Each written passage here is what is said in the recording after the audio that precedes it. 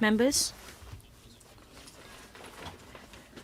we've solved the technical problem. So since we have a quorum and this is the appointed time, please go back to your seat. We will give it a start. This meeting is to be adjourned at 5:30 or 5:45 by a 15-minute expansion if necessary.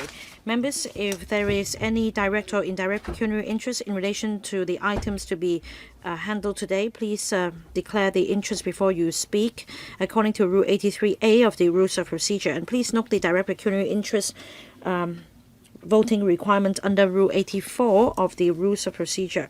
Now, in relation to the Public Works project we consider today, I need to declare my interest. That is, I am an advisor to the Bank of China, Hong Kong. Item 1, FCR 2023-2453, members are invited to recommend to the to approve the proposal, and that is to upgrade 88T to Category A at an estimated cost of $154.9 million in MOD prices for the construction of a public transport interchange at Fanling North Area 15 East, as discussed on the 8th of November by the Public Works Subcommittee. According to the Finance Committee procedures, paragraph 3A, there is no recommendation for a further discussion of this paper by the subcommittee. I have not received any joint requests from not less than 3 members to discuss this item at the Finance Committee, so we will not proceed to a discussion. I will put this paper to a vote. FCR 2023-24, paper number 53. Those in favor, please raise your hands. Those against, please raise your hands. No one against. I think the majority of members who have voted are in support of the proposal, so the paper is endorsed. And then item 2, FCR 2023-24, paper number 54. Members are invited to approve, with effect from the 1st of April 2023, an increase in pay by 3.62% for judges and judicial officers. The Chief Secretary for Administration's Office consulted the Panel on Administration of Justice and Legal Services, or the AJLS panel, on the 6th of November 2023 in relation to this proposal. A paper was also prepared to answer members' questions today.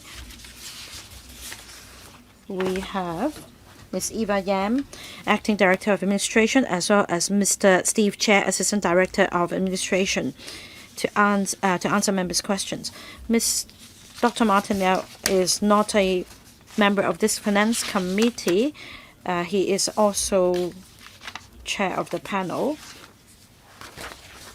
I will now go through the salient points of the panel's discussion. On his behalf, the administration briefed members of the Panel on Administration of Justice and Legal Services on the 6th of November 2023 the proposal of increase in pay by 3.6% for judges and judicial officers starting the 1st of April 2023. Members in general are in support of the proposal. They are also concerned about the shortage of judicial manpower and the long waiting time for court cases to be heard. They are of the view that apart from increasing pay and improving remuneration to retain and recruit sufficient talents for different levels of court, the administration and the judiciary should also further promote the uniqueness of judicial work to talents with potential. That is, to tell them that there will be opportunities for them to have a sense of purpose, to uphold justice, and to serve the public, in order to encourage the senior legal practitioners to join the judiciary. Members also urge the administration to review the judicial pay adjustment mechanism endorsed in May 2008, as well as a basket of factors in considering judicial remuneration reviews. Innovative means should be adopted to resolve the issue of the long-standing issue of judicial manpower shortage. The administration already provided supplementary information to answer members' questions and concerns at the meeting. Members support the submission of this proposal to the FC for approval. So if there is nothing to add to what I've just said, I will open the floor. 11 members will be speaking in turn. Let me read out the names. Dr. Johnny Ng, Edward Leung, Mr. Chow Siu Chung, Lam Chen Sing, Mr. Yong Ha Yan, Mr. Rock Chan, Ms. Doreen Kong, Dr. So Chang Wing, Ms. Carmen Kam, Dr. Junice Ho, and Mr. Chen Yong. Dr. Johnny Ng will kick us off. In considering judicial service pay adjustment, judicial independence is the principle to be upheld. There is also a basket of factors contained in the proposal endorsed in May 2008 for consideration. In light of geopolitical tensions and external headwinds, recently the U.S. councils put forward proposals to sanction judges and judicial officers. Has the government considered these factors? Has the government considered including the factor of judges being sanctioned by other jurisdictions? Are there measures to help solve the problem of difficulties in the recruitment and retention of JJOs? Ms. Yam? For this pay adjustment mechanism adopted in 2008, we have given very careful considerations following a very detailed report from the judiciary to make recommendations to the government. An independent consultant was also engaged in the study. This is how we come by the basket of factors for consideration. The mechanism has been in place for many years. We are of the view that this is a very comprehensive mechanism. It covers different factors. The Judicial Committee, that is the Standing Committee on Judicial Salaries and Conditions of Service, would on an annual basis review these different factors. And if need be, the committee may also consider additional factors.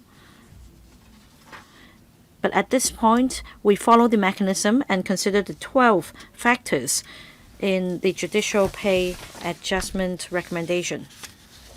I think Dr. Johnny Ng specifically referred to an additional factor on top of the 12 factors, and that is whether the government would consider the possible sanctions on judges. Please respond to his question. Well, we will consider the actual circumstances in adjusting the factors to be considered. Mr. Edward Leung. Judges and judicial officers nowadays are under a lot of pressure. They need to meet public expectations. They also need to stand firm against external pressures of sanction from other jurisdictions. I hope that they will continue to hold their forts. At the same time, I hope that the good traditions can be upheld so that we continue to have judicial independence and impartiality. Next, Mr. Chow Siu Chung. Chairman, about this pay adjustment of 3.62%, I am in support as a matter of principle. I understand that the result comes from a review mechanism having considered the 12 factors similar to the civil service pay adjustment as well as the pay trend in the private sector. But I think that the most important factor is the pay trend in the private sector. Last year, following the civil service pay adjustment mechanism, the judicial service pay adjustment was a far cry from the pay adjustment in the private sector. I hope that this trend will not continue. We need to keep pace with the private sector to maintain our competitiveness. Last year, I asked the same question, and that is, if there is a long-standing judicial manpower shortage, why is it that in terms of pay adjustment we are lagging behind? I remember in July last year there was a funding proposal. That happened previously, but last year and this year the pay adjustment proposals were floated only in December. I understand from the administration that last year it was the beginning of the new term of government. But can you explain the delay this year? And about judicial vacancies, the situation is quite serious. I'm looking at the information 10 years ago, 191 vacancies, only 161 filled. That means 10 years down the road, altogether we have a total establishment of 222, up by 16%. This demonstrates the huge workload on the shoulder of judges. However, for the actual establishment, back then it was 164, 162, and then in 2022, 160. This year, 166. That means the level of manpower remains more or less the same, despite a substantial increase in workload. There are many problems stemming from this situation. There is a lot on each judge's plate, and overall speaking, the efficiency of the judiciary may be undermined. I think the government should consider working out a feasible solution with the judiciary. Now, about a reduction in overall judicial strength, that is due to retirement.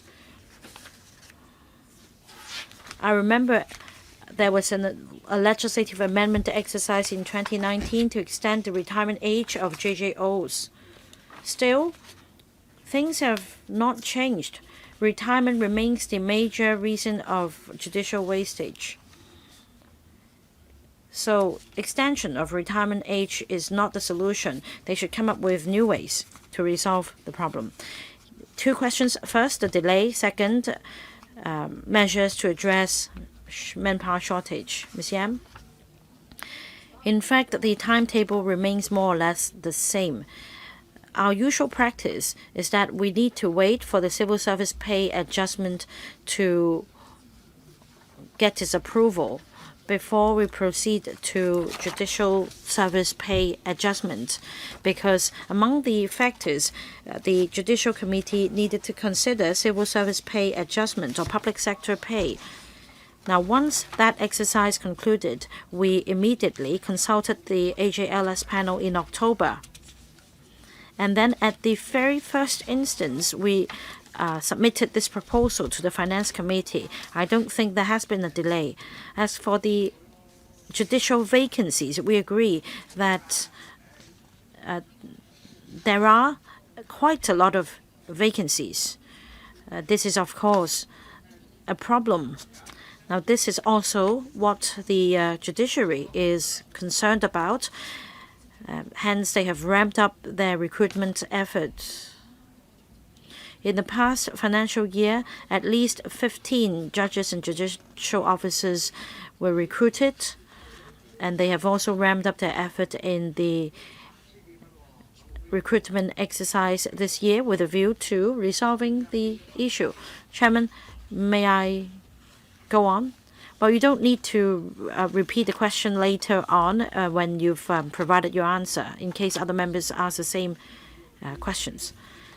Now, we understand that there are other factors that can help retain judges, such as benefits and allowances. In 2017, therefore, there was a review on enhancing the benefits and allowances for JJOs, and the Judicial Committee also agreed to enhance the package to make the remuneration and conditions of service more attractive.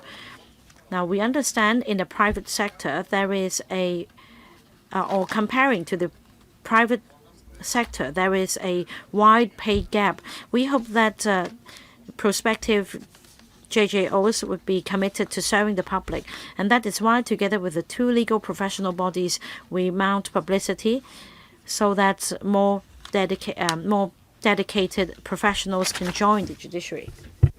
Mr. Lam Chun Sing. Thank you, Chair.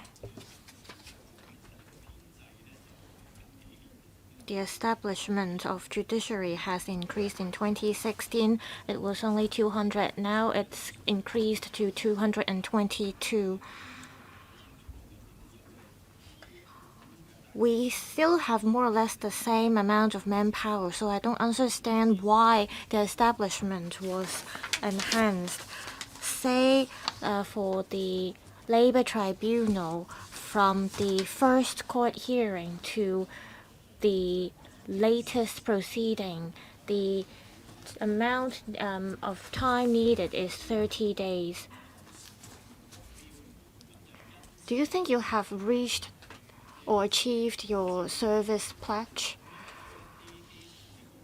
Have you been recruiting officers proactively for workers who are owed wages? They would like their court proceedings to begin as soon as possible so that they can get their rights and benefits they deserve. If you are able to fill all 222 vacancies under your establishment, then there won't be such a delay. Now the waiting time in the Labor Tribunal for court proceedings is 30 days. If you have enough manpower under your establishment, you may be able to shorten the waiting time to, for instance, 25 days. Then workers will be able to chase and get their benefits soon.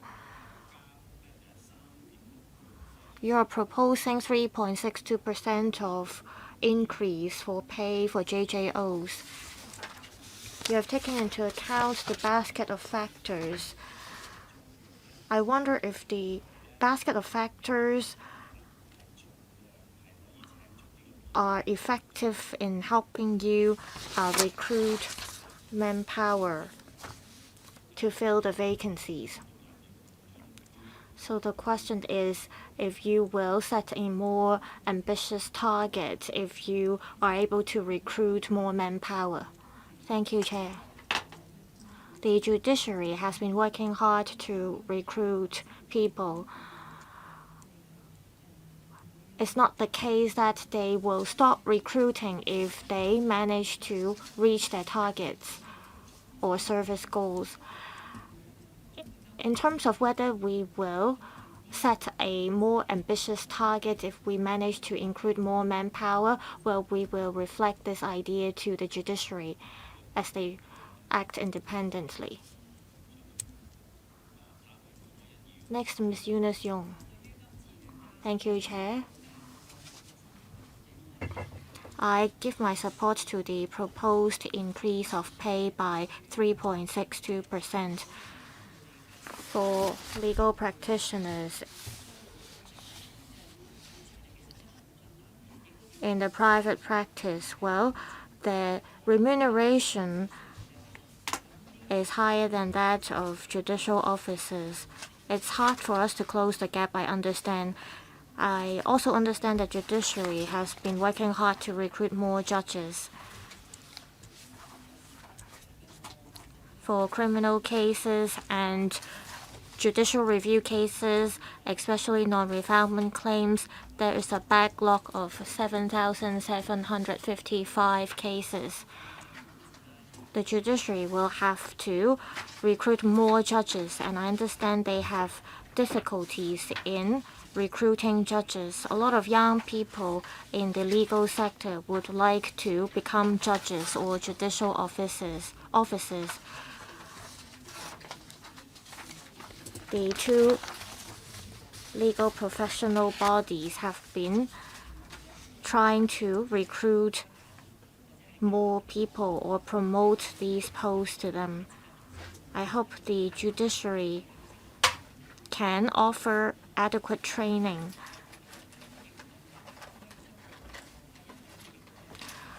I'm not sure if you should lower your threshold when you recruit people to fill your vacancies, because we need to maintain the professionalism of the judiciary. However, we want to nurture more young people to join the bench and nurture their sense of mission. Judges nowadays face a lot of pressure, especially when they have to deal with cases in relation to the violence and riots of 2019. There are doxing of judges, and internationally there are sanctions against judges in Hong Kong. So I'd like to pay my respect to the judges and judicial officers in Hong Kong.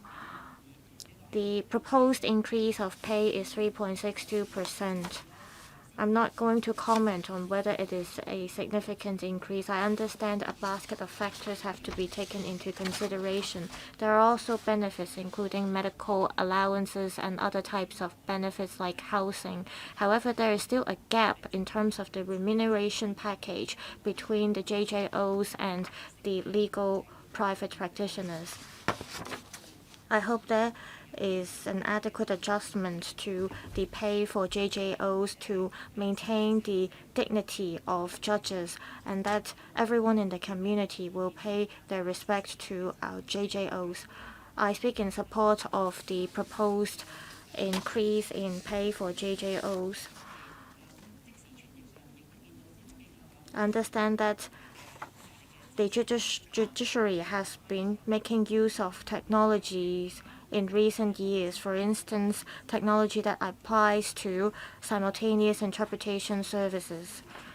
People may not know that judges have their own difficulties and challenges. After they finish work at 5 p.m. every day, they'll still have to look at documents and papers of the cases they are in charge of.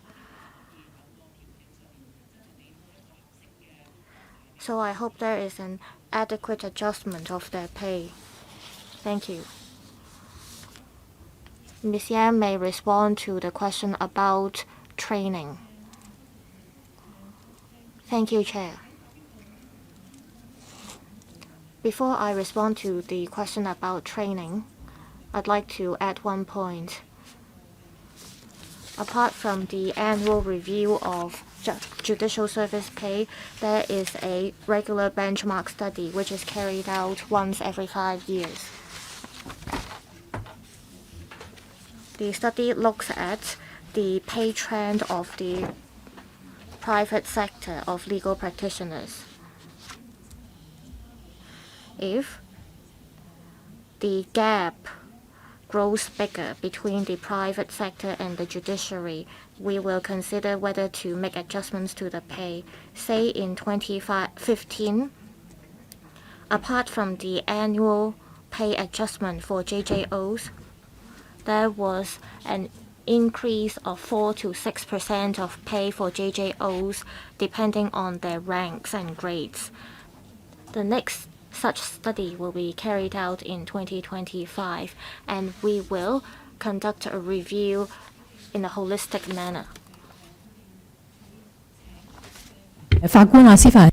As for training, for the JJOs recruited, the judiciary provides training to different levels of courts so that these JJOs can be promoted to preside over cases at the higher level of courts. It is very important. These professionals come from the private sector, having put up with the wide paid gap at the basic level. The judiciary provides training for them. Mr.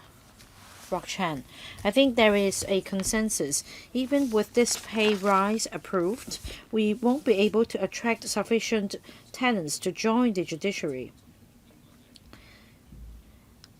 It is a common refrain that the judiciary has a very heavy workload.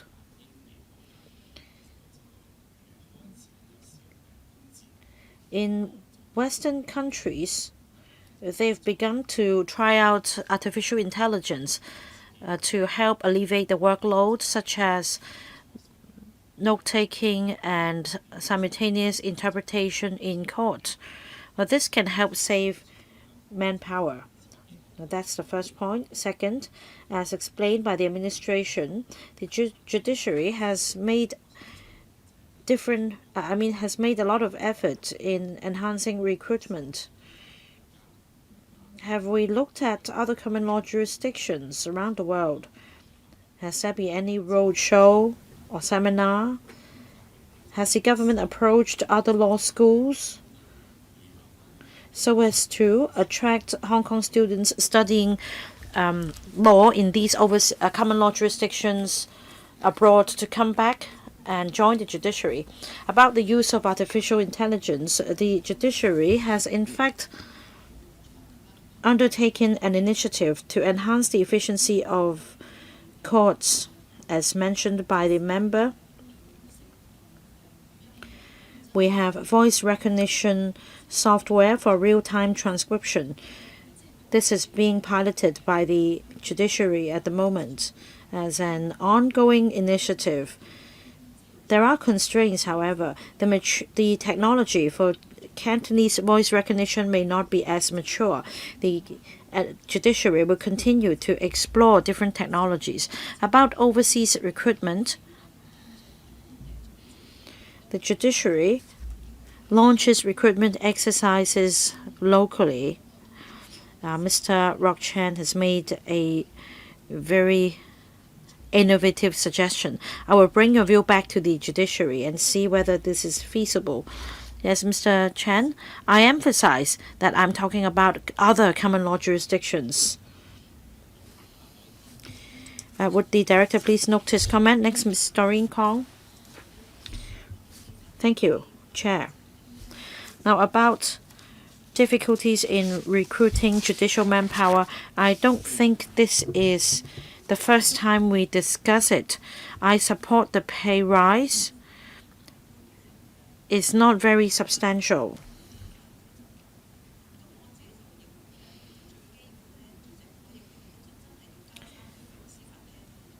Our existing judicial workforce is shrinking. So I think that the judiciary should review, overall speaking, its efficiency as well as promoting a wider use of electronic services. Year after year, we discuss the same old problem of not having sufficient judges, but we're not solving the problem. You talk about a sense of purpose or a sense of mission for judges and judicial officers. This is not sufficient an incentive for the legal professionals in the private sector to join you, because once they've joined the judiciary, they would lose their client base. There is only one pathway for them to go. So we need to tackle the problem at source, and you need to show commitment. I think members will give you the support you need to enhance the efficiency of the judiciary and manpower shortage. I think I told the Director of Administration before at the panel meetings or on other occasions. We should consider engaging presiding officers of tribunals. Say in Singapore, when tribunals hear cases relating to building management, so on and so forth, professionals can be engaged as presiding officers to enhance efficiency. Please consider my suggestion. The last point is about training. In other common law jurisdictions such as Singapore, Malaysia, and the Philippines, these jurisdictions have judicial academies. They are of scale. Apart from training judges or prospective judges, structured training is also provided to candidates who aspire to become judges, so that you can widen the talent pool. Whereas in Hong Kong, unless the legal professional is appointed as a deputy or has had the experience as a deputy magistrate before or deputy judge before, in terms of exposure and experience, there is a huge difference between the between judicial work and the private sector. We should draw reference from these jurisdictions and provide structured training in a formal judicial academy so that you can narrow the gap and scout new talents. All right, 3 questions. In the beginning of the year, the panel on administration of justice and legal services can include this as a discussion item as well. Ms. Kong asked about enhancing the efficiency of the judiciary work of the tribunal, so on and so forth. We will consider these suggestions and discuss them with the judiciary. What about training? Would you like to address this point as well? Right. So she'll bring the view back. Well, please. And I think members all understand that we don't have anyone from the judiciary with us today. Ms. Yam is the Director of Administration. She'll bring your view back to the judiciary. Dr. So Chang-Ming, about the existing strength of the judiciary, now stands at 74% of the total establishment. Has the government considered conducting a study on the cause of this manpower shortage? Has it to do with a lack of training to nurture talents, or that the benefits and the remuneration are not attractive enough? If it is the latter, would it be sufficient just to raise the pay by 3.62%? According to your paper, the Judicial Committee will keep in view whether the relevant measures are sufficient in enhancing the recruitment and retention of talents in the judiciary. Now, this is the usual stance as a follow-up action of the government. My question is whether 3.62% pay hike is sufficient in addressing the recruitment difficulties. In the past 11 years, and that's the second point, 18 recruitment exercises were conducted. That's fewer than 2 per year. There is an acute manpower shortage. Will you adopt more aggressive measures? Do the recruitment exercises more often and cast a wider net? Ms. Yam.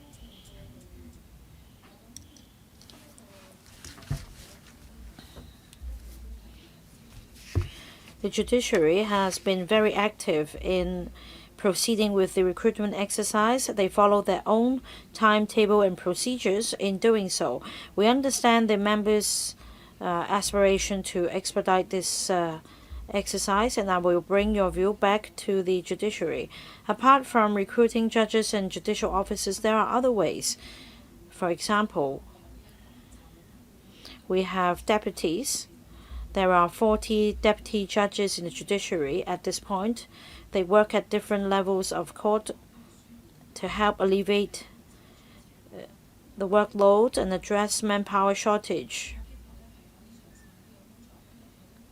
It is also an opportunity for aspirants to get their hands on the judicial work so as to cultivate their interest or aspiration in joining the judiciary. We have been exploring different means to address the issue. To answer members' question on the 3.62% pay hike, my answer is that apart from the annual pay adjustment, we also conduct a benchmark study once every 5 years to bring the pay level in the judiciary on a par with the private sector. Ms. Carmen Khan, thank you. Chair. I think first of all we need to work out the methodology. The C in Council considers first of all the Independent Standing Committee on Judicial Salaries and Conditions of Service, so that upholding the principle of judicial independence, a basket of factors would be considered, and the basket of factors are formulated on the basis of the mechanism approved in 2008. It's been 15 years. It's no longer a new mechanism. Ms. Yam just mentioned that in 2025 a benchmark study will be conducted. This new mechanism means that a benchmark study will be conducted once every 5 years, as well as an annual exercise of pay adjustment. On this occasion, the recommended pay hike is 3.62%. I agree with members that the recruitment difficulties reflects the problem in reality, and that is the remuneration is not competitive enough. About the basket of factors, in terms of workload and the responsibilities of judicial officers, etc., that's one of the factors to be considered. Now, apart from looking at the caseload figures, we also need to consider complexity of the cases. I think that the judiciary should note this as well to improve the case management system. I'd like the director to respond to my point as well. Now, among the basket of factors, there is this requirement, that is prohibition against return to private practice in Hong Kong. That applies to judges above a certain level of court. It is a very important principle to ensure judicial independence and to prevent deferred transfer of interest, so that one doesn't go through a revolving door and return to private practice and benefit from the appointment. So these are factors to be considered as an overall package.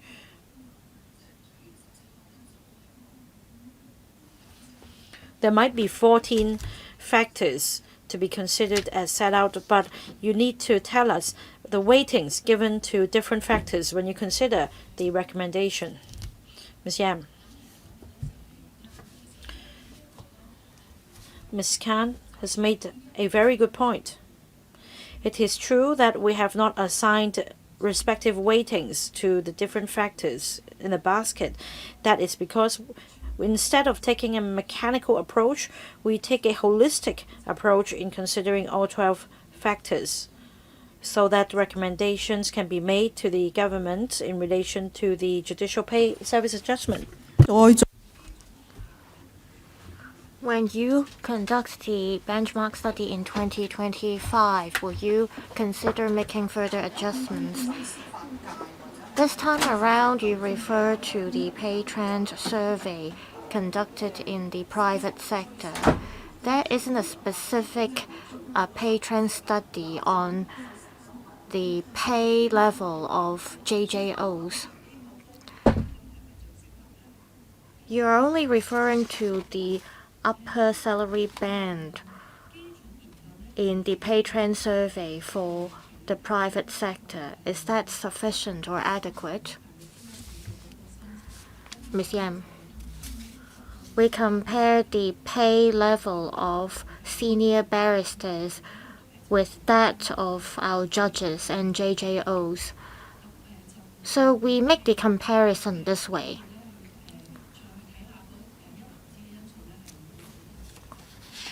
We didn't review the basket of factors in particular. Dr. Junius Ho. Thank you, Chair.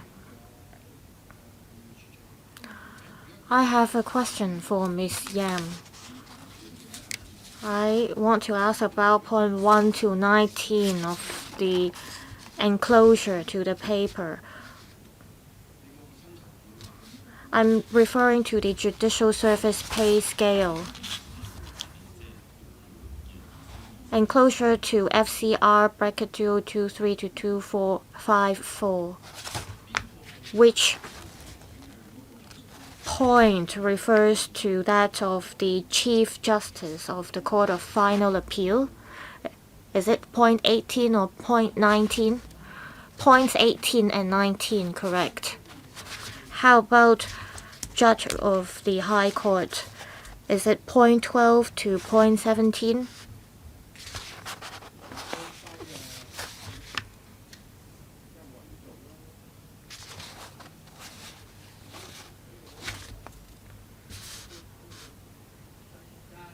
Correct. Point 12 to point 17 for Judge of the High Court. How about Judge of the District Court? Dr. Junius Ho.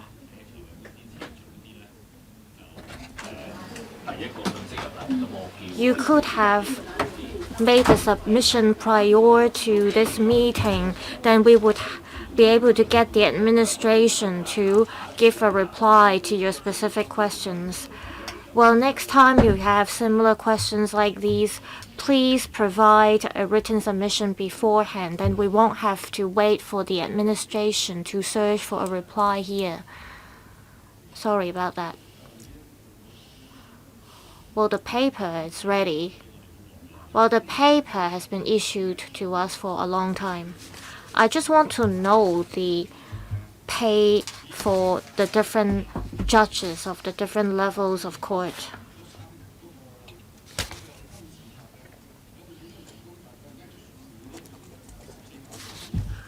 For magistrates, they get a pay of up to 140,000, is that right? So for point number 9 or below, they refer to the pay level of magistrates. Point 7 to 9, magistrates. Chair.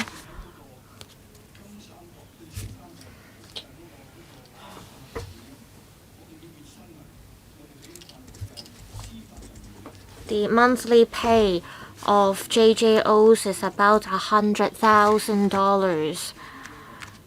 For point 11 or 12, they refer to the pay level of Judge of the High Court. For Judge of the Court of the First Instance, it's about $200,000. For the Chief Justice, it's about $300,000 to $400,000 per month.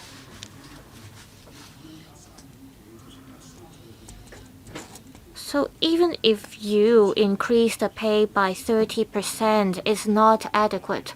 I give my support to this proposal. However, we have to consider judges' workload. Like Ms. Khan said, we have to look at the career pathway of JJOs. Ms. Doreen Khan mentioned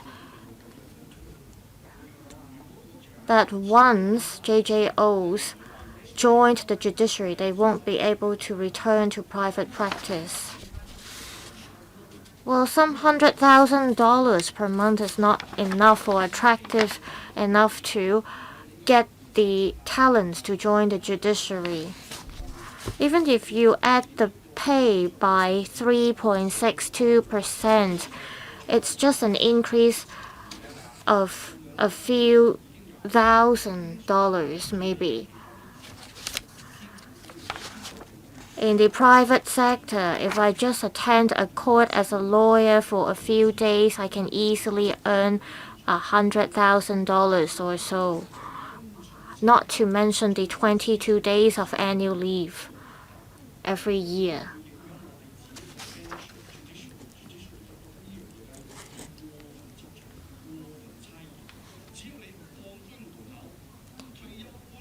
You can consider relaxing the threshold by allowing JJOs to return to private practice if they quit. Ms. Yam. For JJOs who leave the judiciary, whether they are allowed to return to private practice, there are different views in the sector. According to the judiciary, to uphold judicial independence and gain people's confidence in our judicial system, there is security of tenure for judges of the district court and above. Therefore, these judges are not allowed to return to private practice after they leave the judiciary. The judiciary is of the view that this principle should continue to apply. Currently, they don't have plans to relax the relevant restrictions. Well, we've heard the view of Dr. Junius Ho, and we will relay the view to the judiciary. Chair, can I say a few more words? Yes, you are given a few more seconds. We're talking about 166 over 222. The vacancy viewed is 74.77%. That's a comment from Dr. Ho. Please take note of that, Ms. Yam. Mr. Chen Yong. Thank you, Chair. I support the proposal to increase the pay of JJOs. We are threatened by foreign powers nowadays, so there are concerns about the work of JJOs. They are under pressure. I wonder if the increase in pay will be able to alleviate the concerns of JJOs. Apart from the remuneration package offered, are there other ways to prevent our JJOs from external pressure or threats? Say JJOs are faced with external pressure. Is there any support given to them to cope with these challenges? This is also to help attract talents.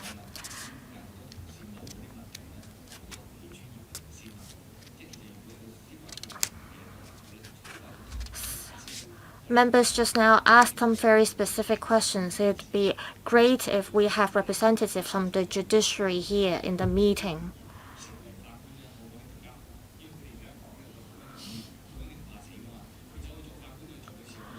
Also, I wonder if the remuneration package would be attractive enough to recruit us LegCo members to join the judiciary as JJOs.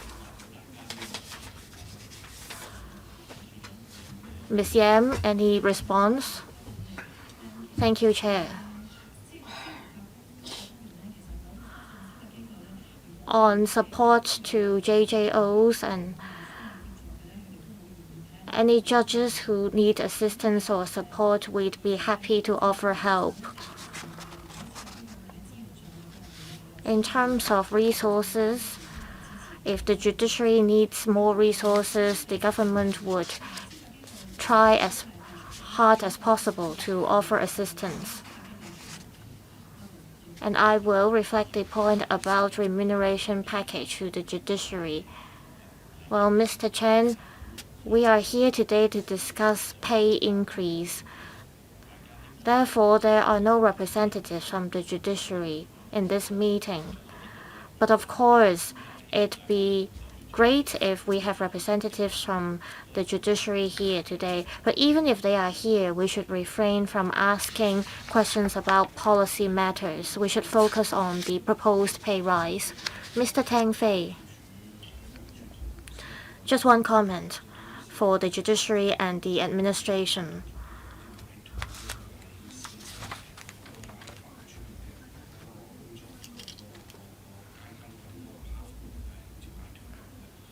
Once JJOs join the judiciary, they have a narrow career pathway. For people in the mainland, they are may not be very familiar with these posts. Compared to senior private legal practitioners, this kind of remuneration package offered by the judiciary is not very attractive. I wonder if the administration and the judiciary can do more to promote the work of the judiciary as not just to people in Hong Kong, but also to people on the mainland. Our country has mentioned once and again about the importance of our judicial system. And the core of our judicial system is the judges. Judges are part of the legal system. They help build our case authority. So the remuneration offered currently is not very attractive given the type of work that our judges have to handle. Mr. Lam San Kung. Thank you, Chair. I support the pay rise for JJOs. Our judges are of very high quality. Even with a pay rise, it's hard to attract talents to the judiciary, and there may not be a lot of competent people who can join the judiciary.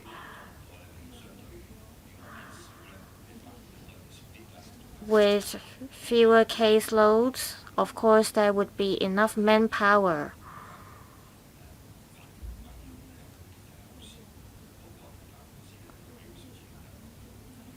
Nowadays, we don't have to pay much to hire lawyers to deal with cases. I wonder if there are any ways to reduce the caseload so that we have enough judges to handle the cases. I also share a similar view with Ms. Doreen Kong and also Mr. Lam. I wonder if the judiciary can set up special courts and hire barristers or judges to deal with a certain type of cases to help divert cases from other courts. If this can be done, then judges will not have to handle all types of case. Also, I share the view of Mr. Rock Chan that we can consider recruiting judges from overseas. We should not just look at the Chinese community. We have very good quality judges in the Chinese community. I understand that when the judiciary hold recruitment exercises, they look at the resume and background of judges, so we can definitely consider recruiting judges from overseas given the stringent recruitment exercises.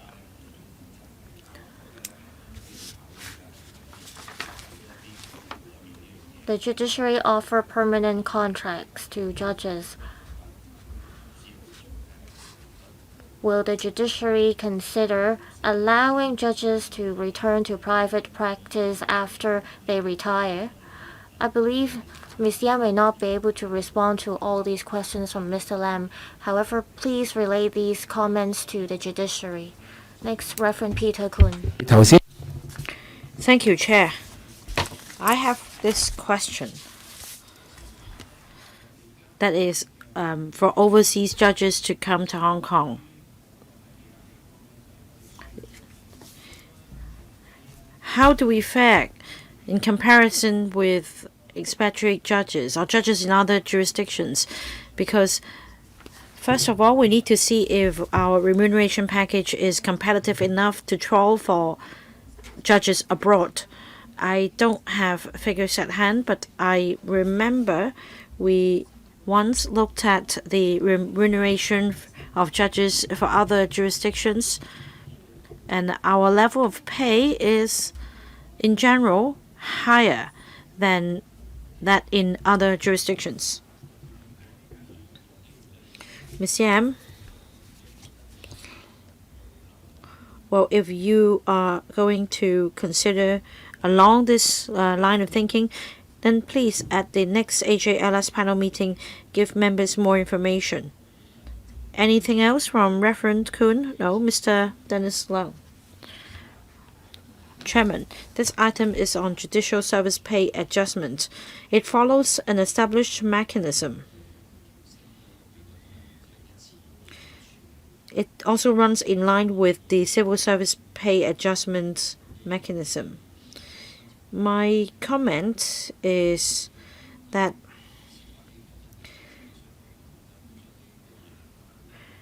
if this item is relevant to the judiciary should send representatives to our meeting instead of letting the Director of Administration do the talking. The judiciary always cites judicial independence. That's true when it comes to presiding over cases.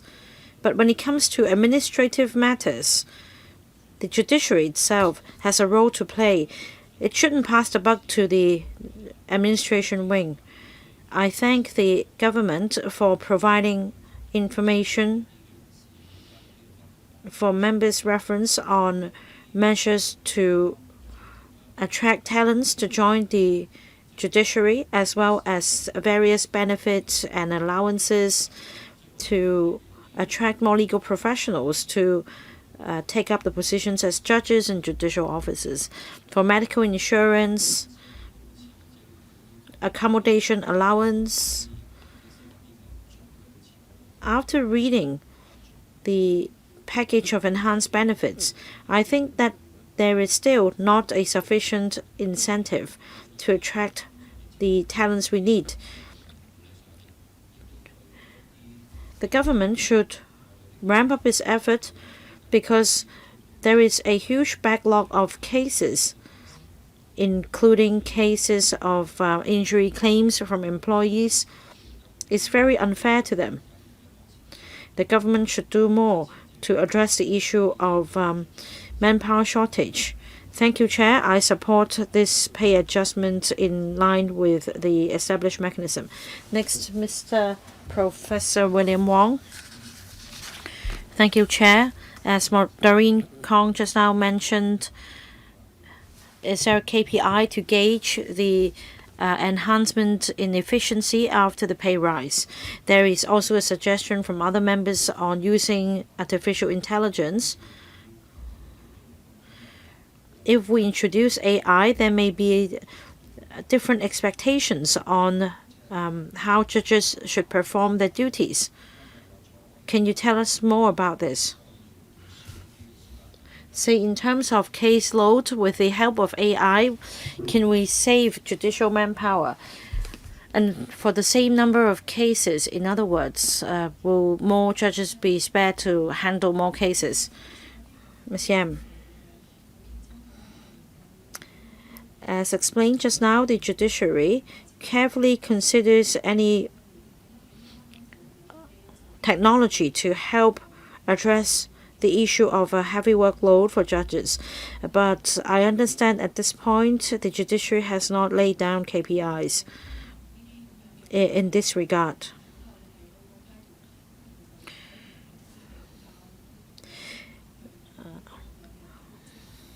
I think by the time the application of technology progresses in the judiciary, there would be a better opportunity to formulate KPIs.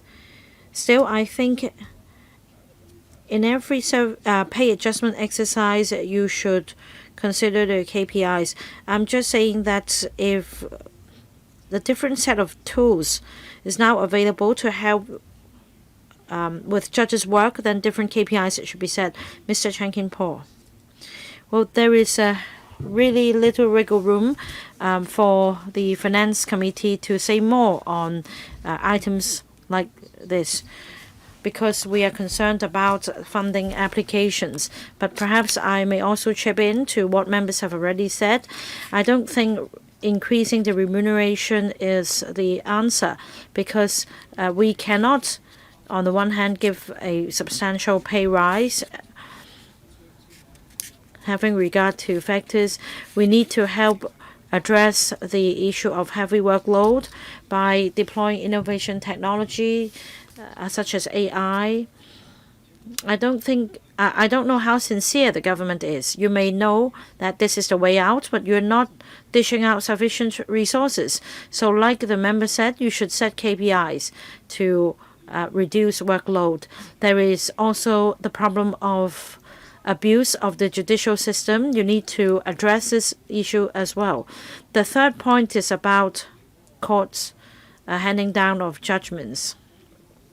Very often the maximum sentence is very high, but the court doesn't mete out penalties that are deterrent enough. That is why we see recidivists. The judiciary should go back and consider these matters. All right, would the director please note his comments? If there are no other questions, I will now put this paper to a vote.